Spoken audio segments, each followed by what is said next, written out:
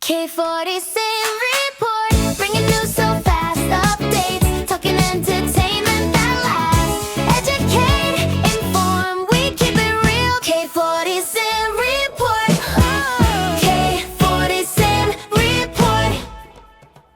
Abagenzi batega izi modoka ndetse n'abashoferi bazitwara bahamya ko biri kwihutisha ingendo bigafasha abagenzi kudakererwa kujya muri gahunda zabo ziganjemo akazi ka buri munsi. Ibi bintu bashyizeho ni ibintu byiza cyane. Nkanjye uba mu modoka kenshi nabaye nk'umushoferi.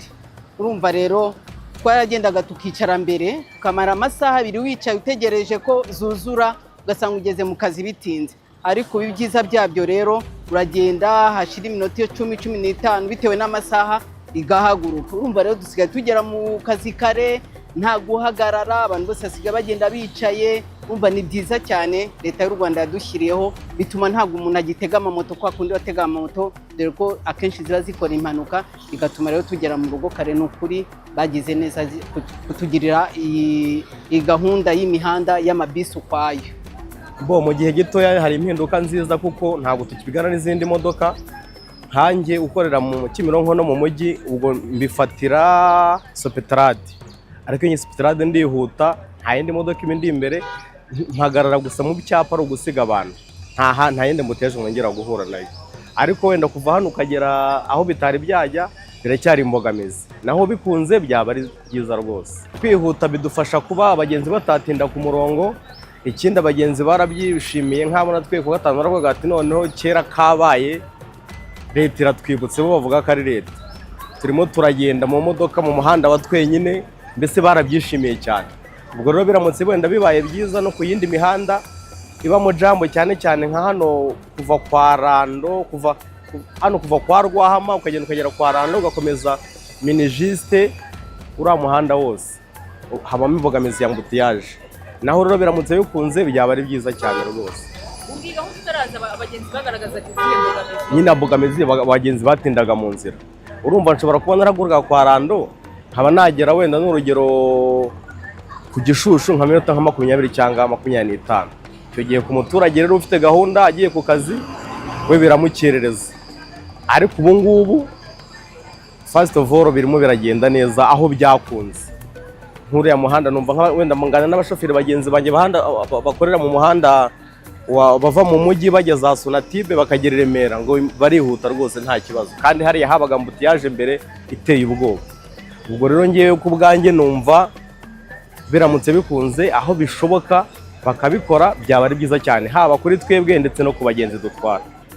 Abagenzi barabyishimiye. Cyambere bamwe batanye no gusiga imodoka bagakoresha umuhanda wacu cyangwa se bagakoresha bisi zacu, kuko dufata icyerekezo kimwe tukabagezayo kare. Icyo ni icyambere. Icya kabiri ni ugutanga serivisi nziza, kuko kera zitaraza cyangwa se ko fleet itaraza habagaho uburyo bwo gutegereza abantu, tukarindira uburyo abantu baba benshi mu rwego rwo kugira ngo tuzamure umusaruro. Ariko kubera ko tutabazwa umusaruro, icy'ingenzi ni ugutanga serivisi. Kuko abenshi bafite ubushobozi bikeya, abandi bafite imodoka byajyaga bitubangamira kubera ko zabaga ari nyinshi, ugasanga nk'imodoka itwaye umuntu umwe zikaba zajya nka Sonatibe nk'urugero ari nyinshi, tukabura uburyo bwo kugira ngo tugende. Wa muturage uri muri bisi agatinda akigonona avuga ngo tuzajya dutinze ku kazi, akazi kagapfa. Ariko kubera ko bari kubona ko dufata icyerekezo kimwe, biratuma bashyira imbaraga zo kuba bazitabira. Icyo ngicyo rwose ndumva cyakemutse, kandi turashimira abayobozi byimazeyo badufashije kuba bakemura iki kibazo. Ntabwo umuntu akiganyiriza kwinjira muri bisi, niyo wasangamo umuntu umwe urinjira kuko ubuzi ko itari butindaho. Buri muntu wese arabishimana cyane, ndetse kuko byaratworohereje. Ntabwo umuntu agipfusha amafaranga ubusa atega amamoto bati reka nicaremo mu minota 10 irabihagurutse.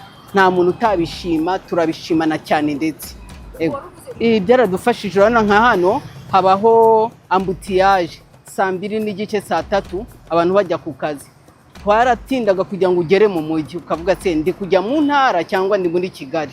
Ariko ubu rero ntabwo tugitinda, mu minota 10-15 ihita igera mu mujyi, kubera ko ifite linye yayo itakijyana n'abandi amamodoka yose abonetse yose.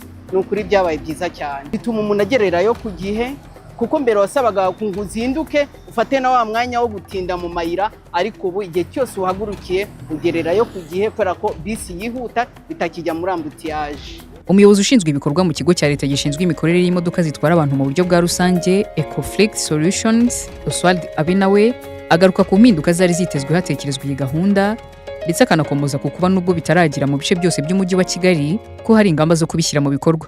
Navuga yuko iyi gahunda ikigamije cyane cyane no kwihutisha abagenzi bakoresha imodoka rusange byitwa public transport mu ndimi z'amahanga. So nkuko mubizi iyi gahunda ntabwo navuga yuko itangiye vuba, ariko iki ni ikindi cyaje gisa nkaho ari inyongera kidufasha kugira ngo nanone public transport irushe kugenda neza. Mu busanzwe mu masaha ya peak cyangwa se igihe urujya n'uruza rw'abantu ari rwinshi twakoreshaga iminota 10, ariko ubu ngubu turimo gukoresha iminota 5 kugira ngo abantu babashe kwihuta. Ikibidushoboza rero nta kindi nuko hari imihanda yihariye ya bisi, biba bishoboka yuko bisi igenda yihuse ikagera aho igiye ikagaruka yihuse. Icyo gihe rero kuba twagabanya iminota ni ikintu gishoboka cyane, kandi abantu bagakomeza kubona bisi mu buryo bwihuse. Iyi gahunda rero impamvu yahise itangira kuri iyi mihanda 5 harimo umuhanda wo kuva mu mujyi ujya i Kabuga no kuva Nyabugogo ujya i Kabuga, n'imihanda iva i Nyanza ujya mu mujyi ni Kabuga. Icyo cyatumye bishoboka nuko twari dusanzwe dufite imihanda ifite ibipande bibiri bijya mu cyerekezo kimwe. So byari byoroshye rero kuba twafata igipande kimwe tukagiharira bisi. Hari indi mihanda iteganyijwe muri faze ya 2 hasaba ibyabanza gukorwa kugira ngo ni gahunda ikomeze kujyamo, ariko birahari n'integanyo zihari kandi ababishinzwe barimo kubikora.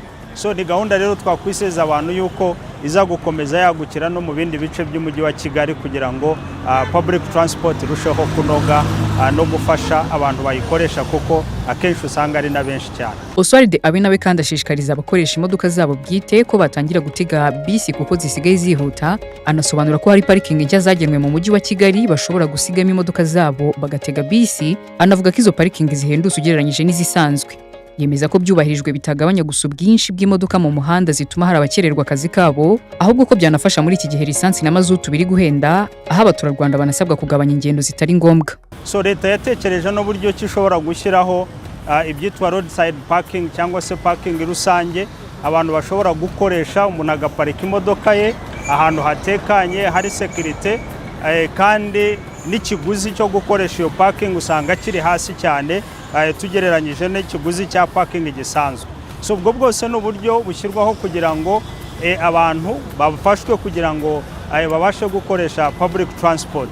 Aho hantu rero hari sites ngira ngo nkenye zimaze gushyirwaho, hari Gahanga, hari Ikabuga, hariya mu gice kimwe cya gare, hari hano kuri Stade Amahoro, hamwe hirya ugana kwa Rwahama, hari no kuri Pele Stadium. Hari ahantu hanini heza abantu bashobora guparika imodoka zabo, ariko harimo no gushakishwa n'ahandi hatandukanye hirya no hino abantu bashobora guparika imodoka zabo bagakoresha bisi. So turashishikariza rero umuntu ufite imodoka yawe igihe ni iki ngiki cy'uko utakomeza guhendwa na mazutu, ushobora guparika imodoka yawe ukajya muri bisi kagutwara wihuse ukagera mu mirimo yawe ukagaruka ugasanga imodoka yawe aho wayisize, kuko haba hari umutekano usesuye, kandi rwose bizafasha n'imihanda yindi hirya no hino nayo kugenda tugabanyamo iyo mbutiyaje, kuko iyo imodoka zagiye zigabanyuka z'abantu ku giti cyabo bagakoresha bisi biranoroha ko no mu mihanda navuga yuko mbutiyaje igenda igabanyuka. Parikingi zihari ntabwo zishobora kurenza 1000 ku munsi, kandi murabizi ko ahandi ni 200 ku isaha, hamwe 500, warenza ngira ngo amasaha 2 bagatangira kuguca 5. So murumva yuko ni igiciro cyiza kitafite uwo kigoye kuba yaparika imodoka ye agakoresha public transport.